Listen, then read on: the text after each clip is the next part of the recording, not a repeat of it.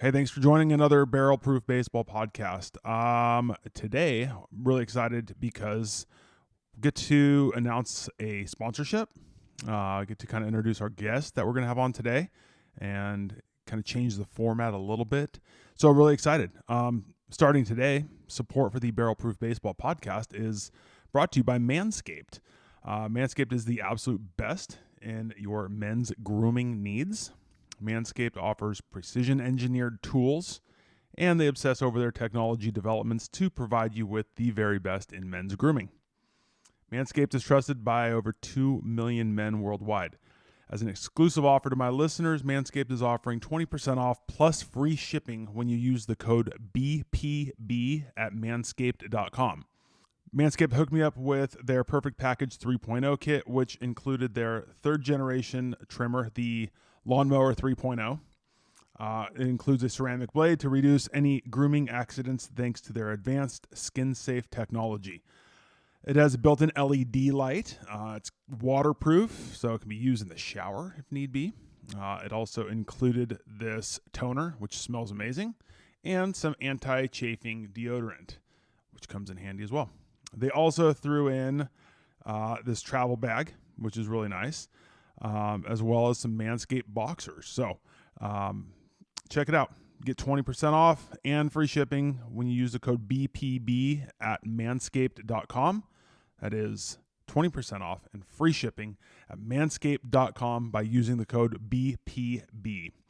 You could also join our Patreon. The Patreon is a monthly donation, which allows listeners to, subscribe more or less at different values each month. And, it's just kind of to help support the ongoing fees associated with running a podcast. So there's different levels of it that are there. You've got different things that you'll get sent.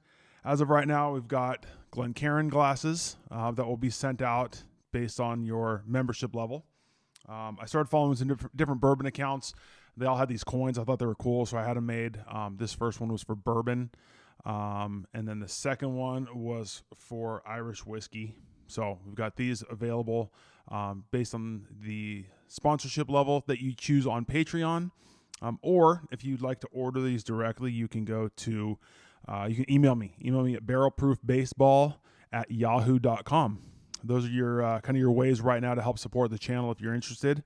And appreciate any support people are willing to do, whether it's through ordering Manscaped or the coins and glasses. Hopefully get some hats coming out soon, but we'll see what happens. So today, our guest for today's show is Dylan Nasiatka. Dylan is a hitting coach in the Los Angeles Dodgers organization. We were actually going to work together last year before the cancellation of the season due to COVID-19. This year, Dylan's going to be the hitting coach for the Rancho Cucamonga Quakes in the California League. Dylan runs a blog, 661hit.com. He's an outstanding hitting coach. He's doing lessons in Bakersfield, California, and he's getting an opportunity to get to know Dylan. He's an incredible dude. He's very bright. He does a really good job. He really cares. He really digs in and tries to educate himself on hitting, and he's really done a nice job of immersing himself in everything that he does. The reason Dylan is on today, not because I want to just interview people that I like, but Dylan has come out with a book. It's the High School Baseball Hitter's Handbook. Now, when you see this on Amazon, it's not going to look like this. It's a different cover, but this is the book, and it's outstanding. Dylan sent me this copy last week or so. It just came out today, March 1st, so that's why we're talking today, and we're going to release this thing today. So I've read through this, and I would definitely recommend it. Now, the big thing about this book, Dylan's too humble to admit this or let you know this, but this book is way more comprehensive than I think he would let you believe it is. I think he's going to be too humble and say, here's some ideas, here's some things for you to follow. But the issue is there's so much good content in this that is really difficult to find all in one place.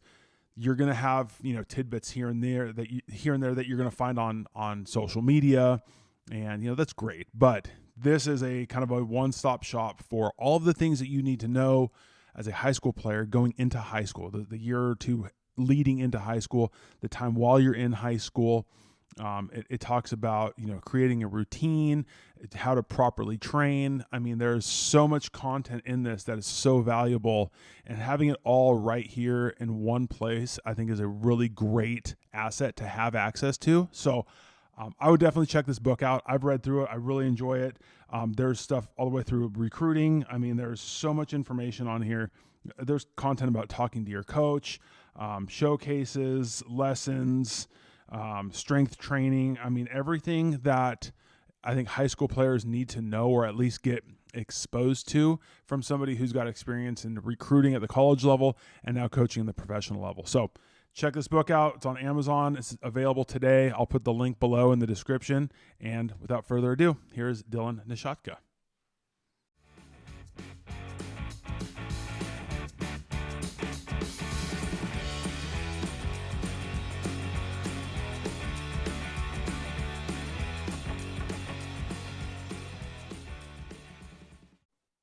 All right, we're here on the Barrel Proof Baseball Podcast with Dylan Nasiatka. Dylan, thanks so much for jumping on here with me today. Tony, thanks for having me, man. So first things first, talk about yourself a little bit. Give me a little bit of background on you, kind of how you got to where you are right now, and just a little bit about your road to getting here. Kind of interesting. My road, I was really a average player. Probably was exceeded my ceiling by playing at the 4-year college level. Started at the junior college level after high school. Got a chance to play at the 4-year level at a couple different levels, both the D1 and NAIA level. And after, actually, I was still playing. Got an offer to start coaching at the junior college, Bakersfield College, that I had played at. So started right away in 2012. Hit the ground running there, kind of was given a lot of freedom to try different things, basically put, my spin sort of on hitting, and did a lot of lessons. As you coached at the junior college level.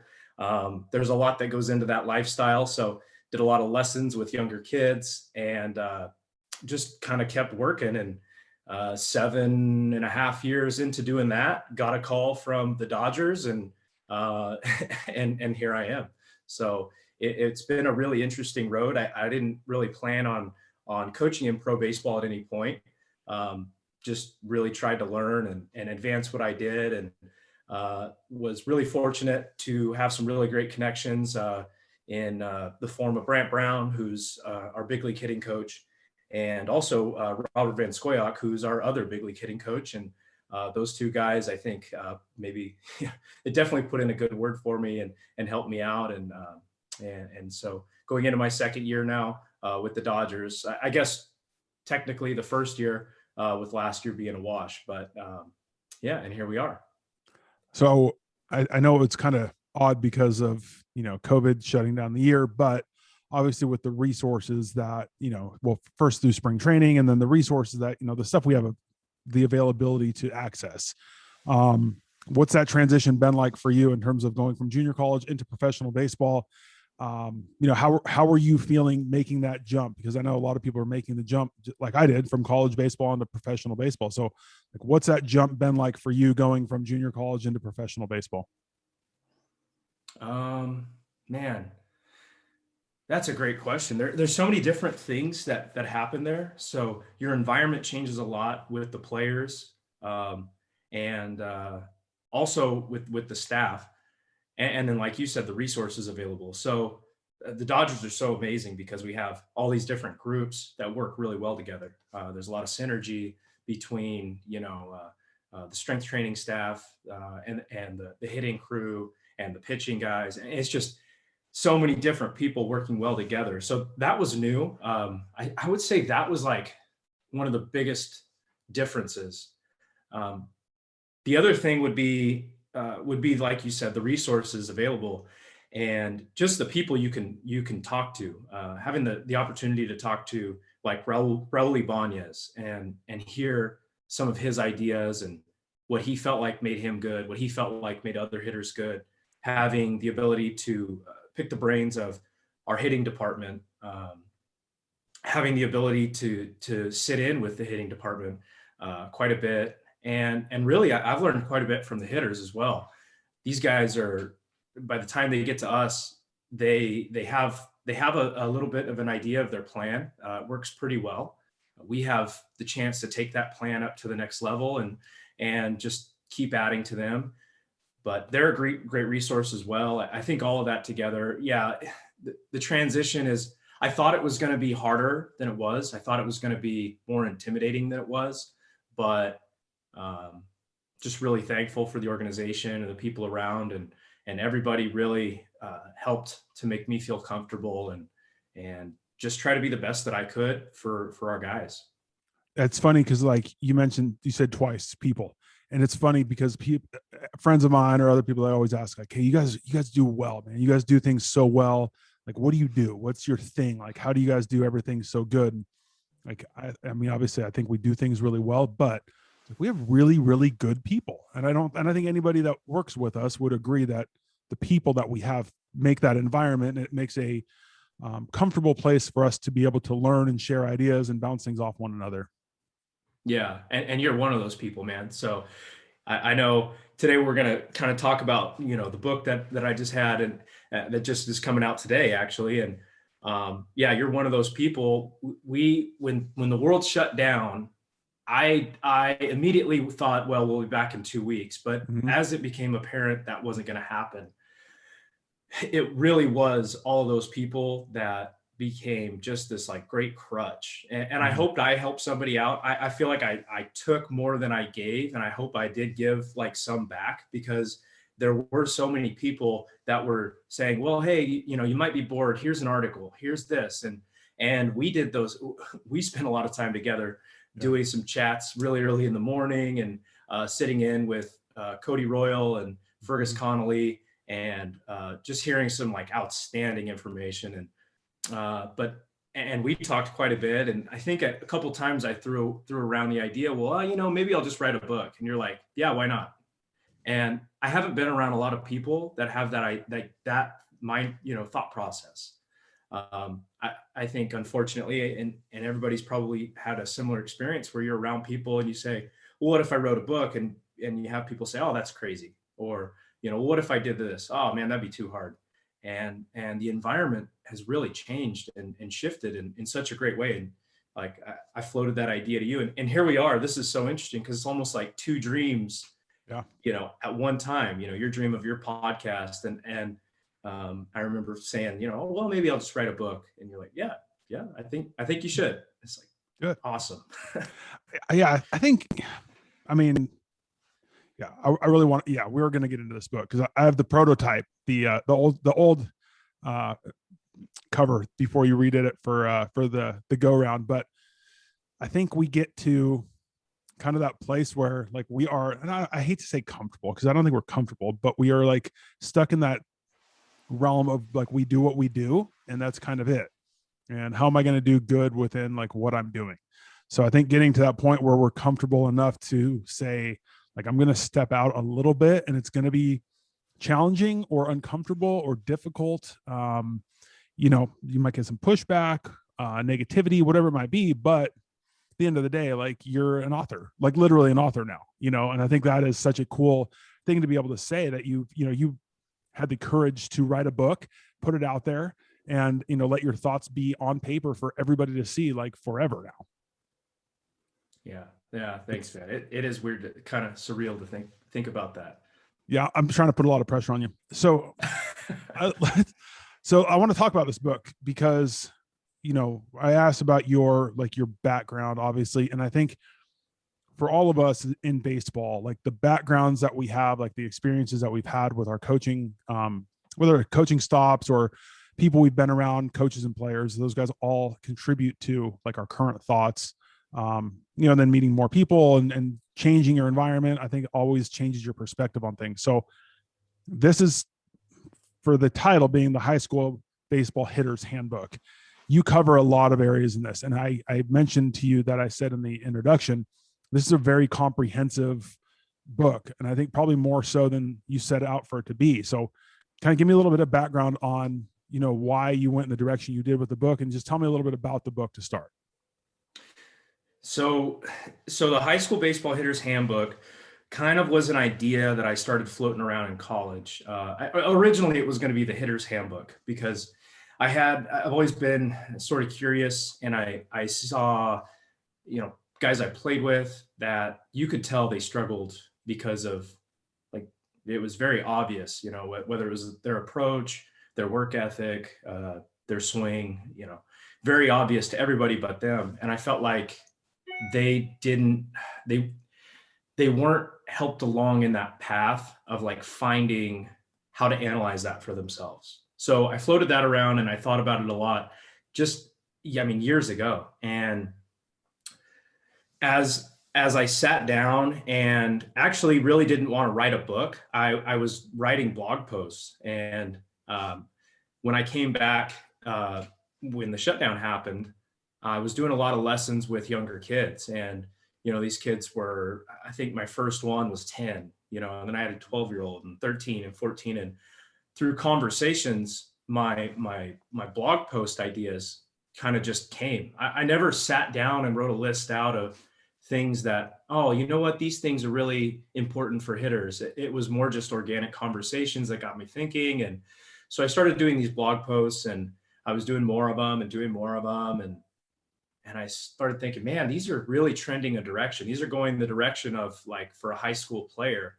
And these would be great ideas. So I guess long story short on the book is I set out to make it something that was very like a tactical type of guide, and as I started writing it, it became sort of like a mesh between Grit, right, by Carolyn Dweck, I believe the author of Grit. Angela Duckworth. Angela Duckworth, man. Yeah, Carol Dweck is what, Mindset, I think. Mhm. Angela Duckworth, yeah. There's Grit. There is maybe a mesh of Mind Gym, which was a great book I read in high school. Some of the great baseball mental books, but it became more not only with the actual performance piece, but more of the habitual piece. What kind of habits do I need to become good? And I wanted to make that in a digestible form, for a high school age player, and also for parents who might be thinking, well, what does my son need to do to be good? And in working with a lot of players, unfortunately, I know sometimes the mindset is, well, if my son does this lesson with this person, they're going to be good tomorrow. And and you and I both know it takes years and years. And there are players. I just yesterday was watching our spring training game. Zach McKinstry is in a big league spring training game, has a couple great at bats, 33rd round draft pick. Of course, he had some tools just to get him there, but there are players in similar shoes, comparatively speaking, where maybe at one point they weren't thought of as being great, or they weren't great compared to their competition. But after years and years of work, they did become, great players. And so that's, I guess, the long version of how I kind of came about this. I think it's a very difficult thing, I think, for high school players and parents. And I think this is such a perfect like age bracket and demographic to hit, because for high school hitters, I think they get caught up in either the numbers, like their output, just purely like what's my batting average or whatever, and they try to use those to compare themselves to other hitters. Whereas college coaches, scouts, they're trying to look at them and figure out what tools they have that will set them up for success later on down the road. So I think playing that, or being aware of that long-term, road that you're going to be on as a hitter, whether it's growth as a hitter, understanding failure, dealing with failure, understanding that, like you said, there's not a quick fix. Like you might put a Band-Aid on things, but ultimately, like it's a long process. So I think there's a lot of things in here that are really good for players and parents to hear, just to understand that long-term game has to be played. And it's not just about numbers and success right away, because you've got a long time for this stuff to play out, like probably longer than they think, looking at it in terms of a high school career. Yeah, absolutely. I tried to kind of do the math on it, and I think I mentioned it. I don't know which chapter it's in. It's one of the early chapters, but you have about 1,200 days in high school. And, that alone is a really long time. 1,200 days, if you try to learn any new skill and you do that every day, you're going to be exceptional at that skill in 1,200 days. And yeah, and you hit on it, looking at the batting average, or even looking at being good in training. And I think that's another trap. I actually think that's the biggest trap right now that we are starting to reinforce. And it's really important that players have a process and that they stay process oriented to lead to outcomes. But the only thing that matters is the outcome. So if you're hitting every ball 105 miles per hour in your training, but you get in the game and you stink, then you have to understand your process is flawed. Your process is not leading you to an outcome. So you have to look at that and analyze that and reinvent your process. And I do see a lot of that with the feedback we're getting. And the feedback is great. Tony, we got everything under the sun to measure exit velocity and launch angle and how the body's moving. We have everything available, and it still comes down to the basics of what did this hitter do at 7? And so, because if he didn't do what he's looking to do, which is get hits at 7, then something is off, or he's building to get more hits at 7, and that should be understood too. But simply dominating practice doesn't mean you've become a dominant player. And so hopefully I hit on that as well. Building off of what you just said about, exit velo or, launch angle, or the tools that we have access to that, more places, more schools and younger ages are starting to have access to some of these things, especially in like private cage settings. That feedback that kids are getting, how much do you feel they need to be taking stock in those numbers that they're getting and the output from those numbers in their training sessions? Like, is that something that you think young kids should be paying attention to or being aware of? Or do you think that's something that needs to be later on, in high school, past high school, going into college, pro ball? Where does that need to lie right now, you think? Yeah, that's one of those really tough ones. Maybe like an it depends answer. It depends on the player, what they've done, what they're planning on doing, the level they're at.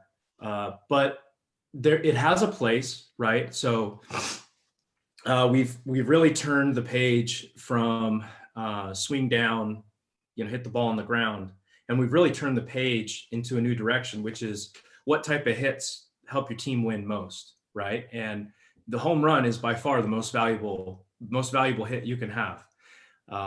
But I think if players have a grasp of this is a line drive that is probably going to be successful, right? It has the right launch angle. I think launch angle over exit velocity, number one, should be understood, right? Like there's between 10 and 20 degrees. This is not in the book, so we're kind of going off script a little bit, but between 10 and 20 degrees in the big leagues, like those balls land for hits a very, very high percentage of time. I think it's like 700 batting average between 10 and 20. And that's regardless of exit velocity. So it kind of goes the angle you hit it at, which coaches have been saying forever, hit line drives. And so the measuring devices give you that feedback. They give you what angle am I hitting it at?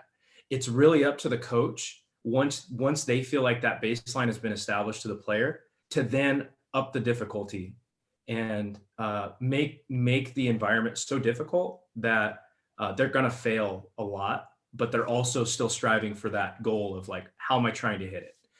So I do think it all has a purpose for different people, but there are players who they don't need to know that they just hit at 102 because that's part of their problem.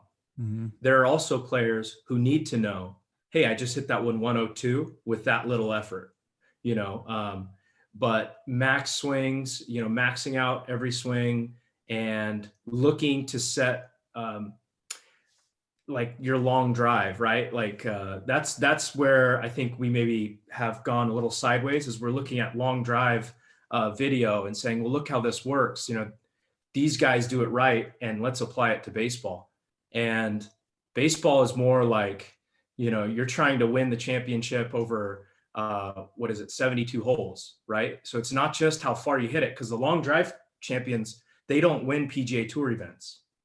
They hit the ball far, but they also hit it sideways. And there's a reason in the long drive they get a bunch of different swings to try to hit their furthest ball. In baseball, just kind of like golf, right? We want to hit it far, but we want to hit it straight. Like, we want to hit it a direction that's going to lead to something good. So yeah, I think there's definitely, there's definitely a place for it. I know some colleges like to see certain exit velocity numbers. Many, I think, would rather just see that somebody has the acceptable amount of bat speed to hit velocity pitching. And, and we'll see how this will play out over the next couple of years. I think there's a lot of really good minds that are also discussing this and saying, hey, listen, maybe we need to focus more on your game output, but use the training information to help you to get there. That's where I think, that's I think one of the biggest aspects that you hit on so many different areas in this book. Sorry for going off topic on that. I was just curious in your thoughts of it, but you hit on so many different topics about basically being a good player, being a well-rounded player. You talk about being a teammate, talk about understanding what the coach is looking at, all those types of things. And I guess my curiosity off of that was based on, the scouting services, the things that are out right now where kids are using their raw data, as in their exit velocity off a tee, to try and, quantify that number as making them a good hitter. And, I've had a few discussions about that. And yes, there is a baseline I think that guys should try to strive for, but having the ability to hit the ball 102 off the tee, if you're winding yourself up in a circle and spinning around as fast as possible, doesn't mean that's going to translate into a game. So I think high school hitters, especially, trying to understand like that correlation, and it doesn't always justify the fact that that number means you're a able hitter that you can go compete at a high level. That's all. Yeah, completely agree. When you talk about in here, you talk about like getting into a routine, talk about the process. How have you seen that, like the importance of that play out, and not having the focus on that process and the routine? Like, how have you seen that be detrimental to guys? Yeah, if you don't have a routine, you're always writing from a clean slate. And the biggest thing with somebody really focused on their development is you want to open the book back up and you want to start after the last sentence, right? And maybe you wrote, the last paragraph. Maybe it wasn't a good paragraph. You had a bunch of spelling mistakes. Maybe you wrote about a character that was going the wrong direction, but you can look at that and say, okay, this guy, what? I'm writing this book and I really want the protagonist to win. And he's getting his butt kicked in the last section. Let's go ahead and start to turn the tables a little bit. But you have to use what happened yesterday, today, and then you have to use what happened today, tomorrow. So the only way you can do that is through a routine. And the routines, I've seen players who do really well, and people who do really well with very specific, meticulous routines. Wade Boggs, what was his thing? Fried chicken. Yeah. So I don't know if that's very specific, but there are players who eat the same things, take the same amount of steps, and it borders on kind of neurotic, and I think guys who stray that, to that meticulous of an amount, they can get thrown off by external conditions. So you also have to kind of have a backup routine. Like, all right, here's what I'm going to do. I'm going to show up at this time. I'm going to eat this. I'm going to do this stretch. I'm going to throw this amount of balls, take this amount of swings. But if we've got rain, if we've got lightning, and I'm going to have something different, here's my parachute routine. Here's the one when things didn't go so well and I had to pull the eject button on the routine. Here's what I can do. So I think, and I'm not laying out a specific routine. I have a couple sample routines of like some swings to, how to get yourself loose before you're hitting, some routines on lifting. And that's what strength training is, really a routine-based activity. If you think of something like, and I'm a proponent of it, I really like CrossFit. But you get in the gym for CrossFit and you have no idea what the workout is. You might get in there sometimes and you're going, hey, wait a minute, I can't do this today. My body is in a bad place. So you don't want to be there as a baseball player, right? And as a baseball player, you can get into you can get kind of stuck in a trap of like maybe just even playing catch, Tony. You go out to play catch and you're throwing, your arm feels great. I mean, it feels amazing. So you're like, you know what? I'm going to turn it loose a little bit. I'm going to see how far I can long toss today. And instead of doing maybe your 6 to 8 long toss throws, you're throwing 30 of them, and it's just like maxing out. You're trying to throw the ball over the foul pole and, you're having some fun because the arm's really feeling good. Well, if you didn't plan for pitching tomorrow and you left yourself sore, now you're in trouble. And the analogy I sort of use, or the scenario I use, is when you warm up before game one of like a doubleheader, or you warm up for before a game and you don't have a regulated amount of throws. Say you're in that scenario of arms feeling great, you're just turning it loose and ripping it. And then there's a rain out or a rain delay, and you have to come back later and re-warm up. Well, if I throw just some amount that I feel good with, and say it was 100 throws, and I go out to warm up the second time, I got to be conscious of like, maybe I should only take about 15. Where if you don't keep track of your routine, you could just blow yourself up. And then the other side of it is you could do too little, right? You could hit on or lift on Monday, and then on Tuesday think, you know what, I'm kind of a little bit tired, take an easy one, and then Wednesday you go out there, I'm a little bit tired, I'll take an easy one, and then you've just spent a whole week taking easy days. So I think a routine is just a great baseline. You can have a routine on so many things you do. I have a routine on game day in the mornings. And as a coach, I have a routine as I get to the field and sort of go through a checklist of things. For players, routines on deck. What are you going to do each time? And what it also allows you to do is if it's not going great, if something's kind of off, you can tweak the routine a little bit and help yourself out. Yeah, I think that's great. Sorry, I choked. I think that's a great point. I think kids probably don't hear that at an early enough age. And I also think that there are instances, especially early on, that kids kind of confuse routine with superstition. And, having a routine to prepare yourself is obviously huge. And, you see with our players, I mean, that routine is somewhat built in with their prep work and getting ready to go out on the field and perform in the days they're lifting. And, then they have their routine that they do. And I think that's huge. And, the guys are really focused on accomplishing their routine. And it's the whole, like, make your bed thing. Like, you've accomplished something. That's already one thing that you've done. You've accomplished it. You've been successful at it. And now it's moving on to the next thing. So I think there's a lot of wins in having that routine, setting it and accomplishing it. Sure. I think one of the big things that you touch on in this is, what is my coach looking for? And I think that is something that I think it's huge. For one, I think partially because kids that are in high school or kids going into high school don't really know like what a coach is looking for. And then once they're there, you're going to get those parents that are unhappy with their kids' playing time, the kid that's unhappy with their playing time or what their role is on the team, based on, maybe what year they are in school or how they perceive the other person as that's playing ahead of them, that they're performing. And then also, like, what is the coach looking for at the next level, like in the recruiting process? Can you talk a little bit about, why that's important to be aware of, and like maybe what some of those things are? Sure. I'll tell you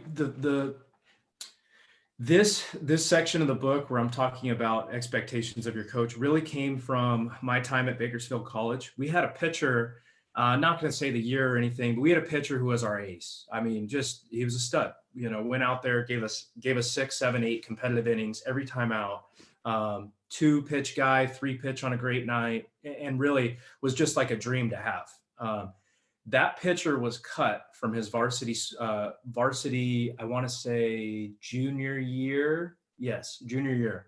And when we asked the player, why did you get cut?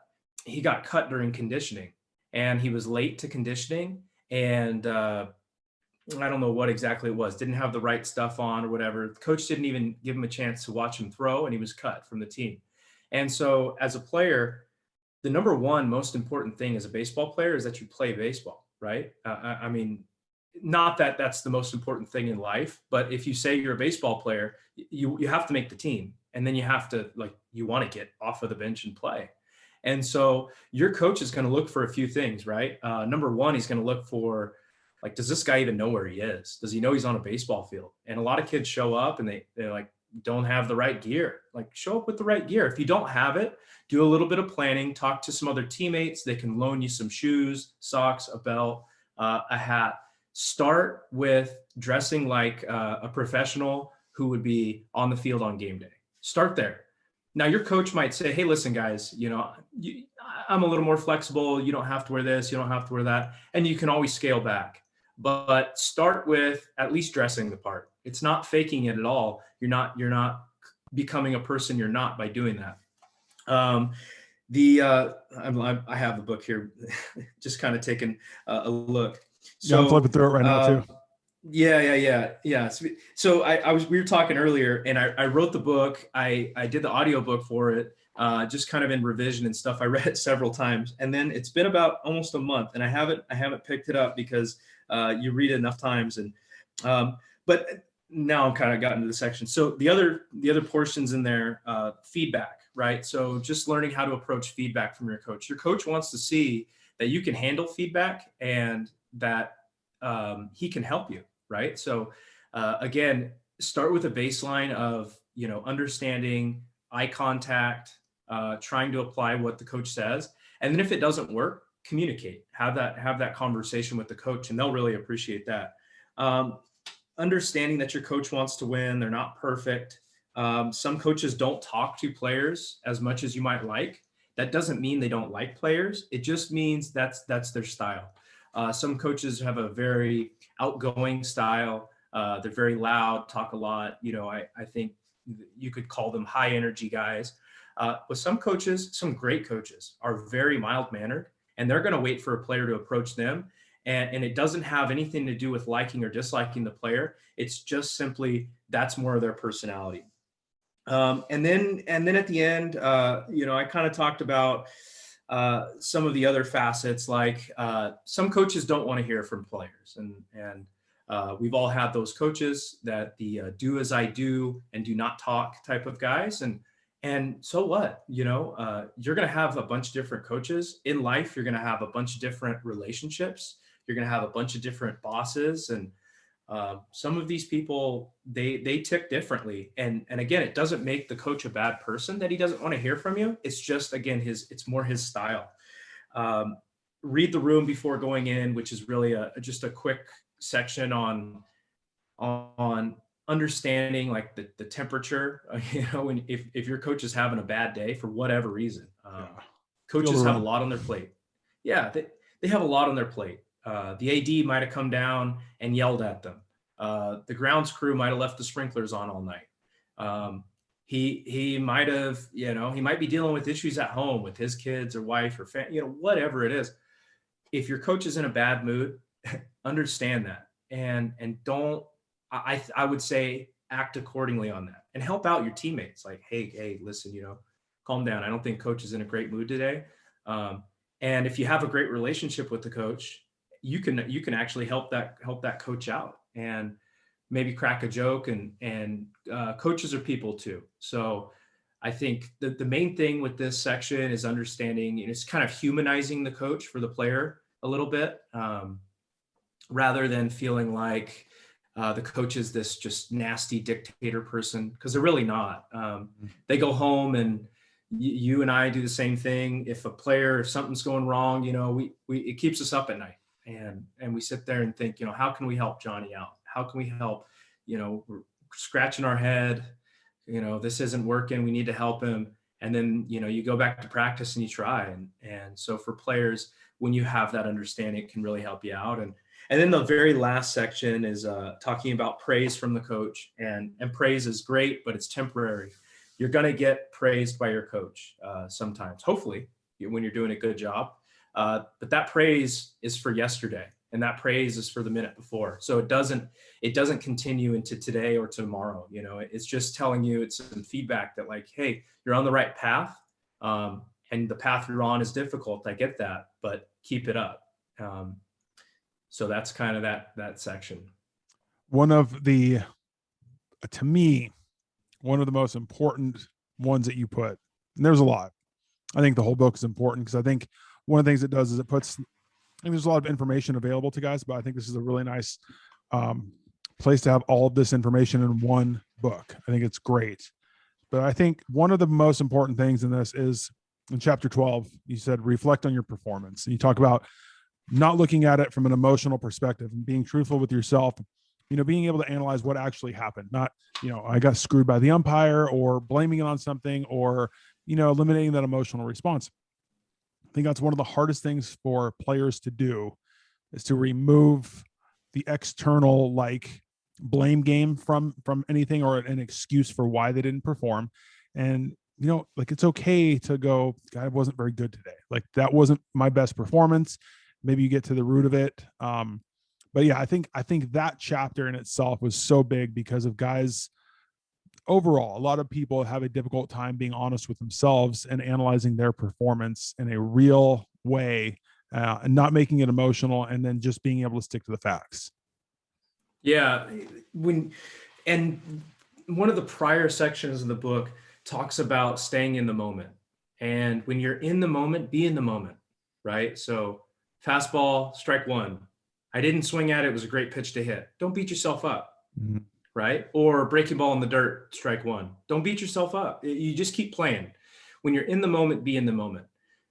If you're going to play that way, reflection is a must. And when you get done, there are a couple of types of reflection.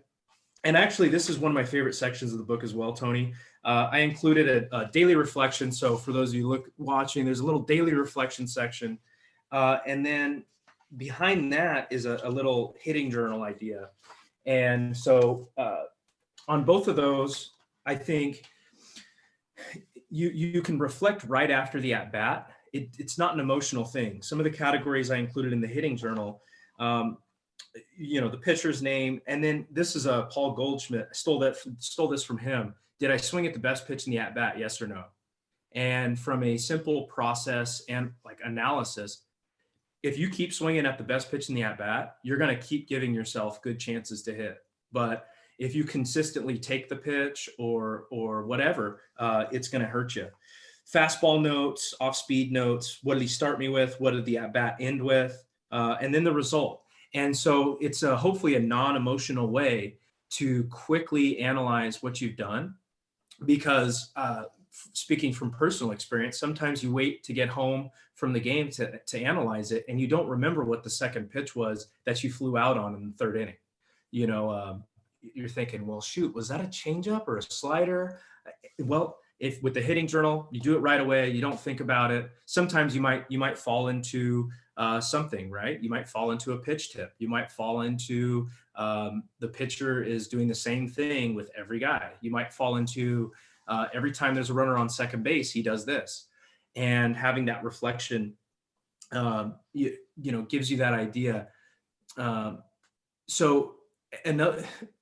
in my time with Brant Brown, when I was younger, he used to talk about this and reflecting, after the game, and also being realistic. Like you said, sometimes things aren't going your way, but it's actually not a bad thing, right? So some days you aren't going to have it, especially if you're doing what you should be doing as like a high school player and you're lifting and you're throwing aggressively and you're running aggressively. There are days you're going to show up to the yard and it's like your body is going to feel like trash. You're going to play through some soreness because your workout yesterday was hard. And Brownie told me this when I was about 16. He said, hey, some days you're just going to try your best to make contact. And some days it's not going to go well. And I said, well, I remember asking him like, well, but you played in the major leagues, surely you didn't do that then. He said, listen, like that season is 162 games long. You can't just take the whole season off of lifting. So you show up sometimes in the big leagues and you feel the same way. You feel like your body is just in a bad place. And when you have that reflection piece at the end of the day, sometimes you can say, you know what, kind of proud of myself for putting the effort that I did in. And because it was a day where the chips were stacked against me. Yeah. What did you find in writing the book that you would think would be the most important, like, valuable piece of this? Like, is there some sort of a misconception that you would say is out there that you think would be helpful for kids to read this book, to hopefully clarify that misconception? Because there's a lot out there, and I think there's a lot of things that are taken in different ways, and not that it's right or wrong, because everybody's trying to navigate this thing, like whether it's getting onto the high school team or moving forward, or, getting a spot on the team where you're going to play more. But is there any sort of like misconception that you think is going to be really easy to clear up through your book? The one I'm drawn to is chapter 8, and the title says it: games are overrated. Because in this one, so I have these hitting clients, right? And they're, most of them, like I said, a lot of them are really young, which I'm really thankful for. They're some of the most fun to work with from a hitting side. And but they're playing these inexorbitant, just amazingly crazy amount of games. They're going out, they're playing 2 doubleheaders Saturday, Sunday, or there was a team around here that played 4 games in a day. And I'm just thinking, that's not fun for baseball. I would have had so much baby powder, puffing out of my pants by the end of game 4. I would have looked like a walking bag of flour, Yep. Like, that's just not fun. It's gold bond galore. So yeah, games are overrated. And the reason I say this, Tony, is that, and I mentioned it several times, it's an inefficient way to train, and training is all about efficiency, right? So what can I get done with this amount of time? Baseball is the one sport, because there's no clock on baseball. Your first inning could take 5 minutes, or it could take, theoretically, it could take forever. It could never end, because you've got to get 3 outs in that inning. And because of that, I think baseball sometimes falls into, we'll just sort of, we'll be there for 3 hours and we'll just kind of get it sorted out. No, like, take care of your 3 hours, get the right amount, get the ground balls, get the fly balls, take the right amount of throws, play the right amount of catch, hit the right amount of pitches. All of those things should be important. And it should be important to stay on top of how efficient your training is. And in a game, you're going to get, I was talking to a 12U player and his parent last week, and he played a tournament. He got 3 at-bats in the 3 games. And because he batted 11 or something, he batted 11th. His team got run ruled in 2 of the games. In the 3rd game, just time got him. So he got 3 at-bats, and they traveled to Arizona from California. So the trip cost a couple $1,000s to get 3 at-bats. And take that couple $1,000s, my goodness, put that into a cage if you can, or put it into a pop-up net and a tee, and get your work in that way. Put it into some dumbbells, put it into some weights, and make yourself better rather than wasting time. So that's the one that, for me, I feel so strongly about it. I think playing games is important because you're practicing to be better in games. But if you're playing 7 days a week and doing light training, you're really hurting yourself. You should be training. I think I've heard 2 times as much as you play. And I would say at least. I would say for youth, for a 13, 14-year-old, play 1 day a week, train hard 6 days a week. You're going to get so much better. I think the model in general, and obviously we're not going to solve the problems right here, but I think the model in general is skewed because of that exact reason. Kids are spending more time playing games, getting 3 at-bats in a weekend, or even if you get 12 at-bats or 15 at-bats, like that's only 15 at-bats. How much work are you actually putting in? And then it's like the full circle. Like, are you able to deal with failure? If you have a bad first 3 at-bats, or your next 12 at-bats already down the drain? So I think there's so much more to be there's so much more to be learned simply by training the right way and understanding that like when you go out to play, use that as like a gauge to see where you're at on how your work has been going. And there's nothing that's going to guarantee success. Like just because you worked throughout the week doesn't mean you're going to be successful in the game. And just because you didn't work and you are successful doesn't mean that that's the key. Like doesn't mean don't take batting practice ever because you didn't hit this week and you had 8 knocks. Like those things don't necessarily correlate to success or even long-term sustained success. So I think you're right. Like the focus on training needs to be amplified a little bit more than it is, I think, currently, just the way the system is.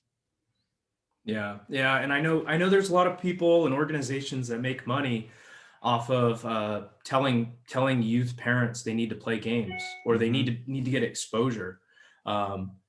You know, and sure, like if you do want to play at the next level, you need some exposure. You have to play in something. I get that. But this idea that we're just going to play as many showcases or tournaments as possible, and that's how we're going to get this thing taken care of is really flawed, because if you play in the same area consistently, you're going to get the same colleges. And so they're going to see when you really stink. And if you do have a weekend where you have a good weekend, they're going to also have logged that you've maybe swung and missed 70% of the pitches you swung at, and they're not going to be able to pull the trigger on you. So I would say train in the shadows, right? So that you can shine on the spotlight. So it's funny you say that about the coaches seeing you, because I remember vividly going and doing camps, and there was maybe like a 5 or 6 week period where I was between Dallas, Houston, San Antonio. I think I was in, like 4 different cities in Texas in like a 6 week period. And we kept seeing the same kids. And you're going, man, like I saw you at that one showcase that you spent $600 to come to, and you didn't perform there. And then the next weekend, you're 200 miles away and you spent another $500 to be there, and you didn't perform there. And so like you're not doing anything from week to week to get better, to put yourself in a position to get recruited. Like pump the brakes on all these things and like just allow it to take place and happen for you. Yeah. Yeah. And now the kids go to they go to tournaments and showcases. And how old was the last one? It was a 12U player. He went to a showcase, and then his dad showed me the write-up on him, like loose hands, body works. And it's like, man, this is just like the copy and paste write-up for every kid, like athletic stance, loose hands, use the middle of the field well. It's like, what did that, like, it's an inconvenient truth that, and that I've sort of been exposed to here too, where it's an inconvenient truth that those, I don't know, spotlight moments aren't really like what it's about, right? And again, that's the dichotomy of this, is that's really all they're about, but they're also, that's not what they're about at all. The training is what will get you there. And then we talked earlier, and it just kind of keeps coming full circle, because we talked earlier about not just being good at training. So there's just an understanding that you're trying to train better for games, but you don't want to get lost in the training. You don't want to get lost in just succeeding there. And then you also don't want to get lost in just continuing to play games all the time. Somebody was asking about the minor league season and schedule, and asked if we practice, on the minor league side. And like, yeah, we practice. Like, how do you practice? And there's a team fundamental, there's early work, there's batting practice. There are guys who are going to show up every day early and fix one specific piece of their swing every day. Well, they're going to do that for 150 days, and if you're 14 and you only worked at your swing in your one lesson a week, for maybe 6 or 8 months that you're doing it, or maybe you're doing it all year, but you're doing it for 1 hour a week, which is what, 50, how many weeks are there in a year, Tony? 52. There it is. So 52 hours a week, you got intentional with your work, and you're wondering why you're not the caliber player you think you should be.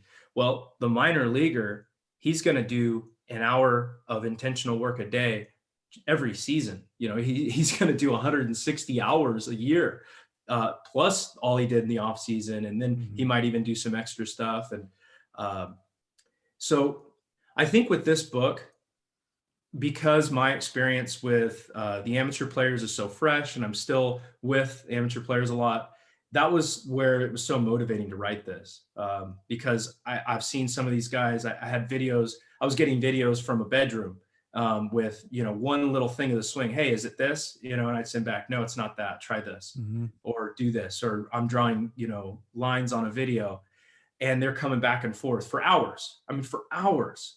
And then there are players who are just going to play a million tournaments, and they're never going to take that time to do that. So they've taken the same swing for years and years and years, and it really isn't performing at the level that they want it to. I think that's such a huge takeaway. I mean, just in general, and again, you give lessons, I give lessons. I like doing lessons, but like that 1 hour a week that doesn't qualify as like really putting in the work and grinding. I mean, there's so much more that needs to go into it, and that's a part of it. But like you said, there's guys that are going to go out there for an hour and take ground balls, but they're not just mindlessly taking ground balls. They're taking ground balls to work on a specific move within their fielding technique, or a double play turn, or whatever it might be. And that training needs to be really intentional if your goals are set lofty enough. And if not, like, they're probably either not lofty enough, or you're just not working hard enough to attain those things. Because getting there is really, it's difficult. I mean, it's not easy. Most guys don't get there. And I think there's so many takeaways out of the book that guys can read and understand, like at least get clarification that it takes more than just showing up to practice. Like if you're just practicing, that's not enough. You're not doing enough. And if you're just practicing and doing a 1 hour lesson a week, like that's just not enough. Doesn't mean you have to go spend a bunch of money and pay somebody to flip you balls and tell you it's good or not good, but that's a part of it. And then the other part is like, what is that intentional work outside of just your practice and outside of that lesson? Like, what does that entail? And is that what it's going to take to get you to where you want to go? Yeah, you hit the nail on the head. Now, the only like segue on that, again, maybe that I'm stealing from Jocko. I really like Jocko. So the dichotomy of baseball here, dichotomy of work and training is all of this doesn't sound fun. This sounds like baseball stinks, and I don't want to play it. Oh, it's work. I got to think. I got to work hard. I got to do this. It's work. It's work. Tony, you know this, and I know this now. And we didn't always know this, but the more you work at it, the more fun it becomes.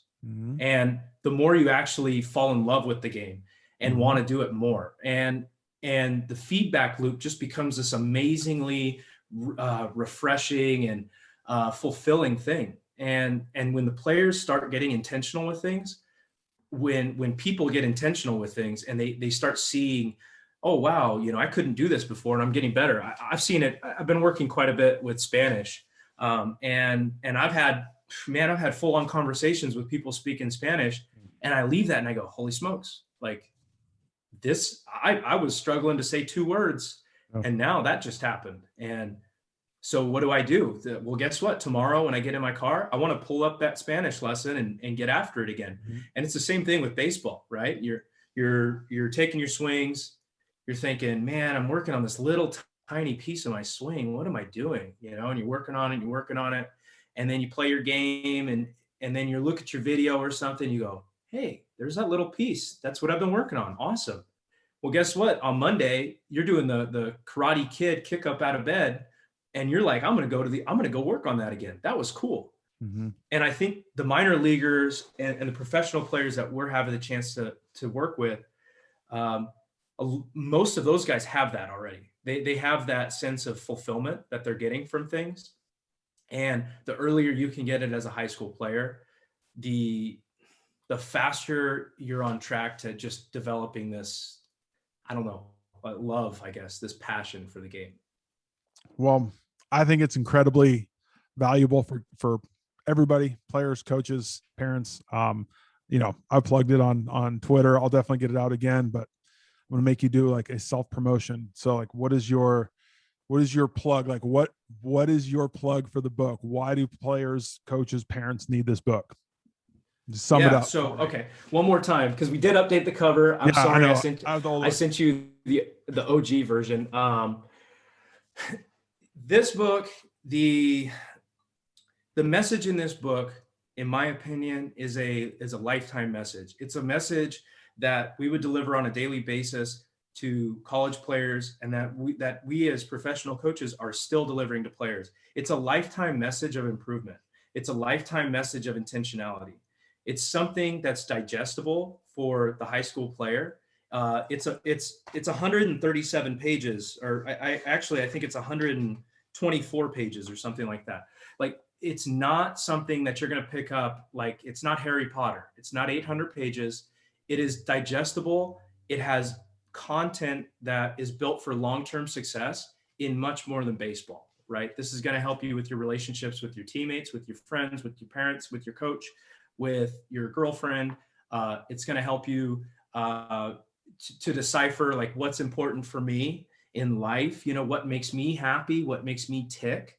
And I think it's a message that can help. I think it's a message that can help everybody. If you have an idea of, oh, maybe I already have a routine. Well, you might have a routine, but there's also this message on reflection, and what if, oh, I already reflect on things. Well, maybe you don't know much about college recruiting. And there's a section on college recruiting on the back end of this book that I think can dispel some myths. So I think the book scales for everybody. I think a lot of the message in this book actually scales for the college player. Maybe someday I'll have to write the college baseball hitter's handbook, and I might just include some of the same message from a lot of the chapters. But yeah, I think this can be useful. I wouldn't talk about it if I didn't. I'm not that guy. I'm just not the guy to talk about what I've got going on. But I wrote the book. I'm so happy at how it came out. I think it can help your players. I think it can help any parent as well that's in the situation.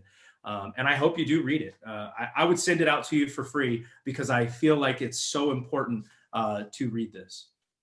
Yeah, I agree with you 100%. I think people need to read it. I think there's valuable information. I would say don't send it out for free. People buy it. Buy it on Amazon. Comes out today. Help them out. And a lot of work went into this book. So congrats to you for writing this and getting it out and having the courage to do it, because that's not easy to do. So that's awesome, man. Stoked for you. Thanks, buddy. Yeah, and like I said, thank you again for actually kind of putting that bug in my ear. Like, just go ahead and do it. And the audiobook should be, you've got the paper and the Kindle versions that are on Amazon. The audiobook, I've submitted that through acx.com, which is Amazon's go-to like for Audible. And it's just pending audio review. I submitted that early to mid February. They said their timetable is somewhere in the 30-day range. So we're hopefully getting that out soon for those who like the audiobooks. I know I've got some friends. I'm actually a big audiobooker myself. And yeah, so it's rolling and really happy to have it out, and super psyched to be on the podcast with you on the day of the release. It's pretty awesome. Yeah, I got to get this thing out there, man.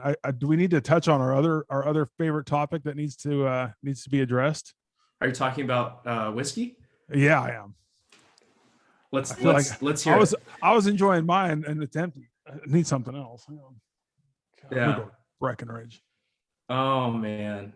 Because I figured while you were talking about it, I should, but we're here and we have our whiskey. Absolutely. So yeah. You're going. Well, let's talk about what you've got. Go for it. Okay.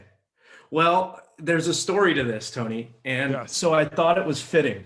And so the first whiskey that I ever tasted just a few years ago, I don't know, 4 or 5 years ago, was Blanton's.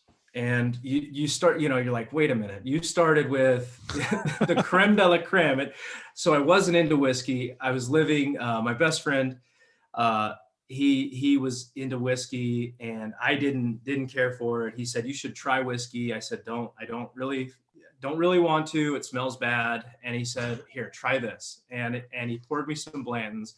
I took a sip and I went, that is different from anything I've ever had. Mm-hmm. Would you pour me some more? And he said, no, the bottle is really expensive. And, so there you go. That's all you get. Yeah. So we started talking and really, whiskey is really interesting. Just the manufacturing, the tasty notes, all of it is incredibly interesting. I'm so happy you have your podcast because I'm learning from it. And we've got this cohort of baseball guys that are learning from it. It's really awesome.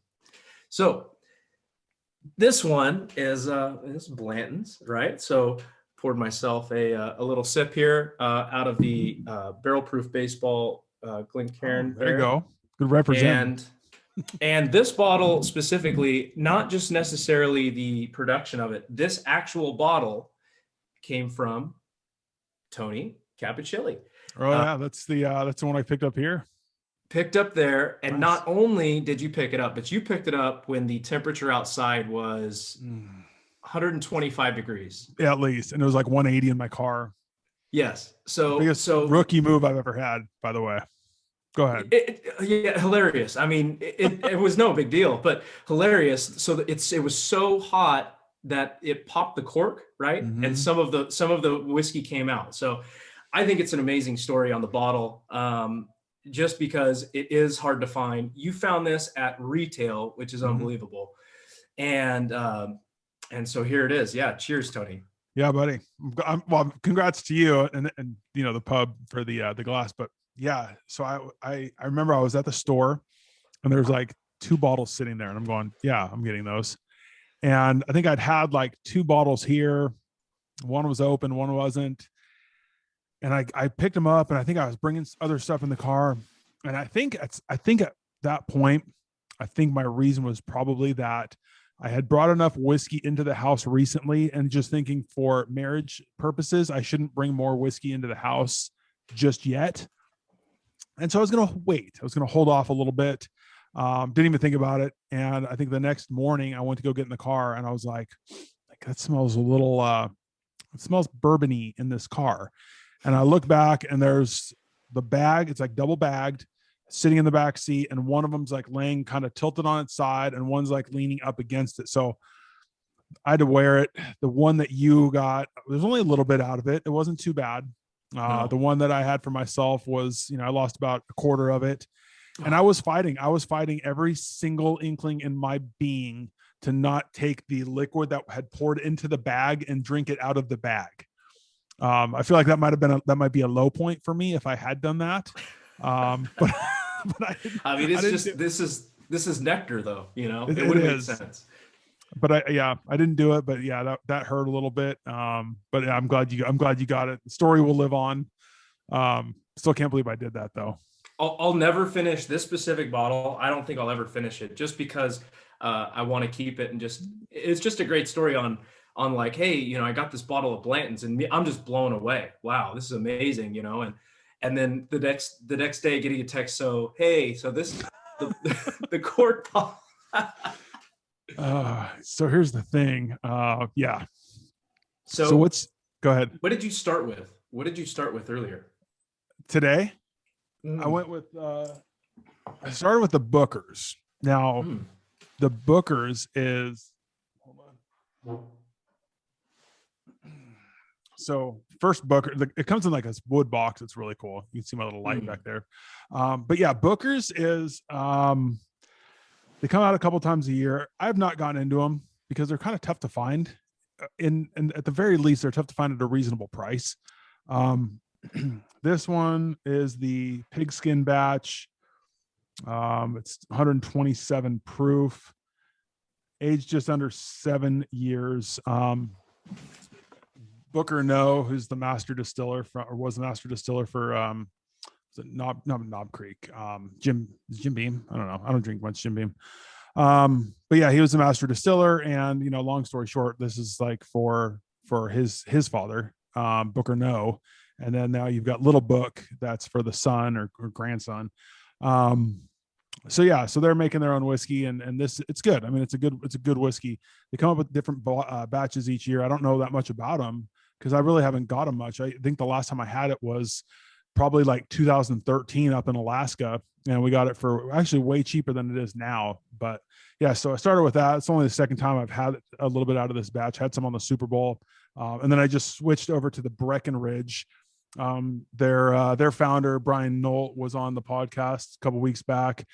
This is the port cask finish, so it's aged in a port wine barrel after the bourbon is done. So Yeah, it's that was it's way smoother it's way sweeter at the end than that Booker's is. I can assure you that. for the people who haven't heard that podcast. It's incredible. Oh, He he's talked a unreal. lot about the water, and that was Mhm. just so incredible hearing that, like, the snowmelt water, its first source water. And so we did a whiskey tasting. I did it with some friends here in town over the weekend, and one of the bottles was the Breckenridge. It Mhm. was the standard, their standard offering, right? I think you have it in there. This guy There it here. is. There it is. Yeah. And it was incredible. So definitely I mean, recommend that. they make a good whiskey. Oh yeah. They make a really good whiskey, and I'm finding that about like these craft distilleries, like Breckenridge, Chattanooga, Penelope. Had all three of those guys on with their founders, and for one, they're awesome dudes, and for two, they're and Colby Frey, the owner of Frey Ranch, which makes the coolest bottle, by the way. Um, Mm, I love these guys. I'm a big fan. mm, The These craft distilleries they make such a good product. They're not mm-hmm, throwing it out in bulk. I mean, I forgot who it was, but they were mentioning that one of the big distilleries spills more every day than they produce, mm. and it's crazy to think about, like how massive Jim Beam or Buffalo Trace is at Wild Turkey. Like they're just gigantic corporations that are turning out so much whiskey. And so these guys with the smaller distilleries, I mean, there's a care factor. Not that there's not a care factor with the big distilleries, because there absolutely is. But these guys are it's a small business, and I always equate it to like a small bat company, where somebody's making their own bats and trying to sell them, and there's a care factor in that smaller batch that's being put out that doesn't Mm-hmm. necessarily always exist with the big businesses that are making tons and tons of them. Absolutely. Yeah. Shout out to Trevor Oakes over at Abo Bats. They do so Abo does a same idea. It's like craft bats, right? Mm-hmm. I know Dovetail Bats does a similar thing where you're not, these aren't, the player contracts with them, the player still buys the bats, right? For Dovetail Bats. Like they don't get free bats because they create such a small amount of bats, but the bats are just of tremendous quality. And Mm-hmm. so like Trevor does it with Abo. And I don't know that many bat makers, but I've worked with him in the past. He's awesome. Look them up. They're Canadian, Canadian bat maker. Really cool story with them. Um, but yeah, so I wanted to share our tasting with you a little Oh bit. yeah, yeah. So I'm trying to remember the lineup. Now we had Whistle Pig 10-year, Mm-hmm. but it was a The piglet. $10 like, yeah, it was the tiniest little like thing, right? And Yeah, we they're piglet. yes. That's what they call them. And and so now for me it was a little spicy, a little bit too much with the rye, just for me. But Mm-hmm. that was a big hit. We had Abasolo, who was Mm-hmm. Cody Decker's favorite, right, Yep. or one of his favorites. Yeah, he's a big fan. Abasolo is, I could sit and smell Abasolo for hours. Just smell it. It smells amazing. It Yeah. smells like candy. The taste on it is okay, for me. The what you get after is really good. He was right. He said it's butterscotch. The Breckenridge was a big hit. Mm-hmm. We had one in there. I can't even remember the name, and I'm not going to say it because we didn't like it so much. Have you found yet that you have like a sweet spot in terms of proof that you really like? I have not dove. I have Dove not made the jump dived. into high proof. So this like 90 92 proof is just Mm. sort of like where I've been. So I haven't made any jumps on that yet because I'm just a young Padawan here. Mm. Yeah. Early. The hard part is like Colby Frey at Frey Ranch sent me a sample of their barrel proof, and it was 132. I would say that is significantly better than Elijah Craig barrel proof, which if bourbon like enthusiasts watch this, they're going to rip me apart for, because how dare I? But it is significantly better, and it's not like kind of better. Like I like this one a little bit more. I would tell you, like, I would spend way more on the Frey Ranch barrel proof than I would ever spend on Elijah Craig. Like, if I had access to the Frey Ranch barrel proof, I would never buy Elijah Craig barrel proof again. Um, it's so much better. And I don't know how to explain it other than the fact that it's just, it tastes more pure. Like, you get more flavor out of it versus just being hot from the proof. So I think, and right now I think there's a lot of proof snobs out there that they just want to drink the highest proof possible and go, oh, I drink the 190 proof one. Like, cool, man. Like, is it really good, or are you just trying to show off at this point? Because sometimes they just get a little hot and you don't get flavors out of them. But that's just me. Yeah, that I think that like 90, low 90s to like 105 is for me kind of that sweet spot where you're still getting like enough proof. Below 90 is hard for me because it's not like, you're just not really getting anything. You're getting, it's too Basil Hayden's. I'm anti Basil Hayden's. However, you get those ones that are 80, 86 proof. They just don't really do anything for me. But 90 plus, like that 92 to 105, I really like that range. Yeah, well, we had the Frey in our lineup, just the standard offering from them, and that is incredible. I think I was gonna grab another. I need to do that probably today. Gonna grab another bottle of Frey because I think that could be the next like big thing. I mean, it is so good. As much as some of these craft distilleries are blowing up, like I don't know. I really like the Breckenridge, and it's a no knock on anybody because I really like the Penelope barrel proof was outstanding as well. I mean, I've had a good amount of ones that I thought are outstanding. The Frey Ranch for me right now, of the ones that I've been sent, that one's taking the cake. That's just me.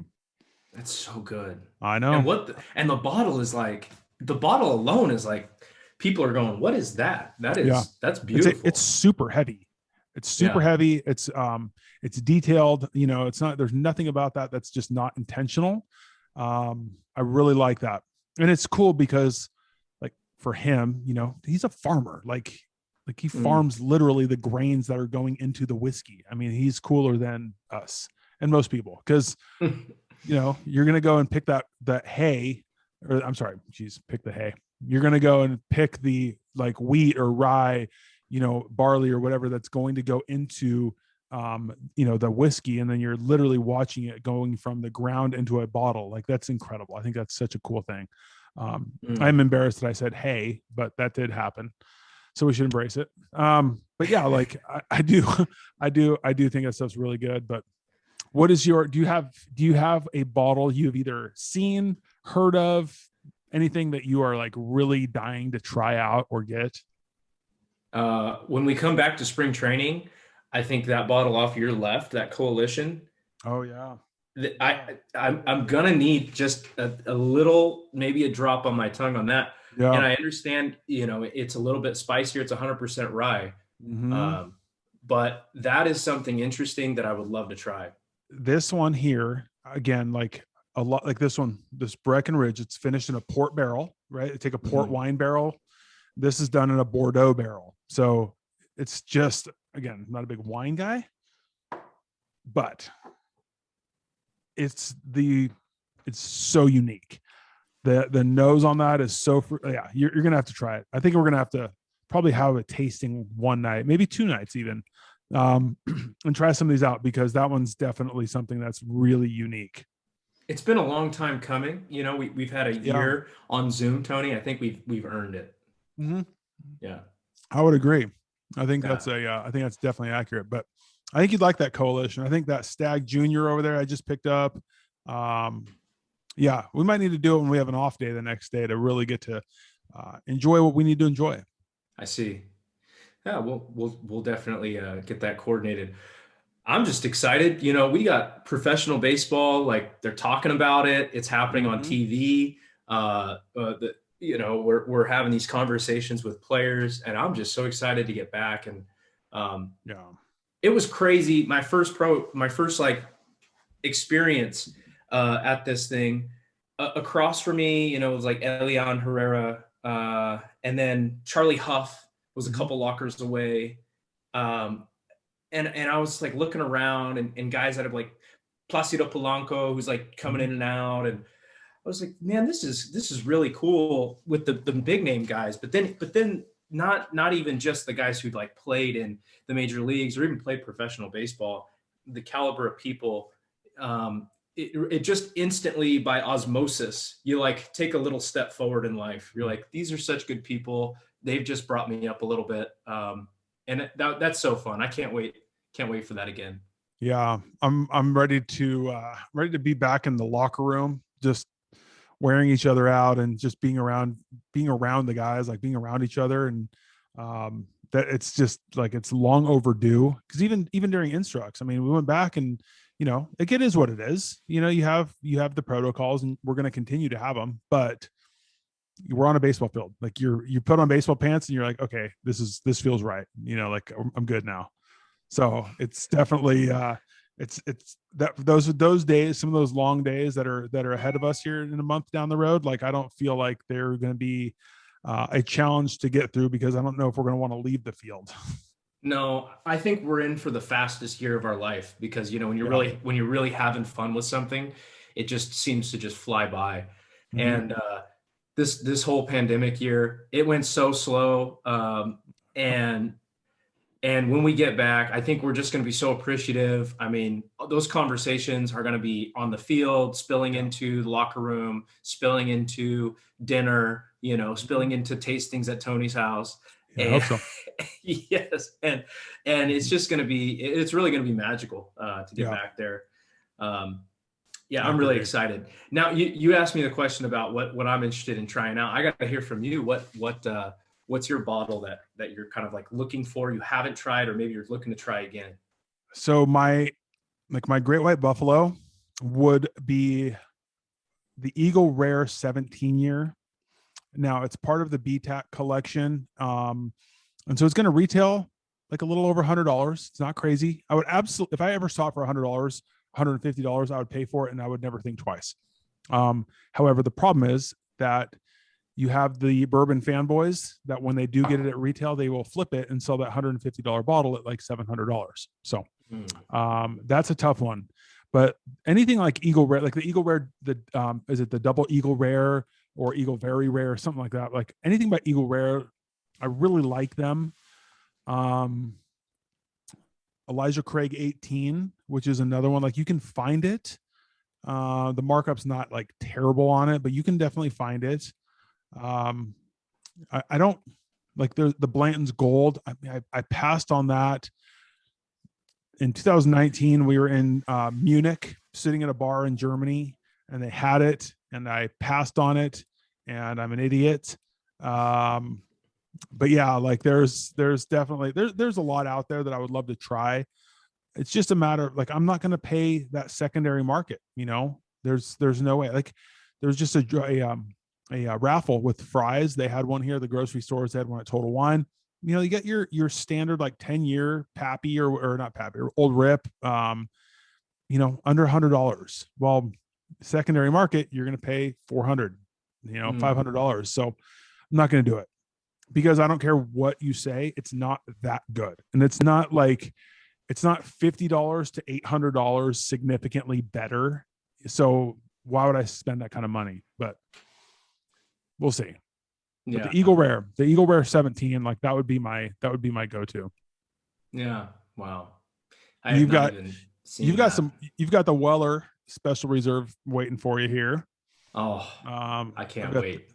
I got that one. I got the Jack Daniels single barrel proof waiting here for Hippolito. He's excited for that one.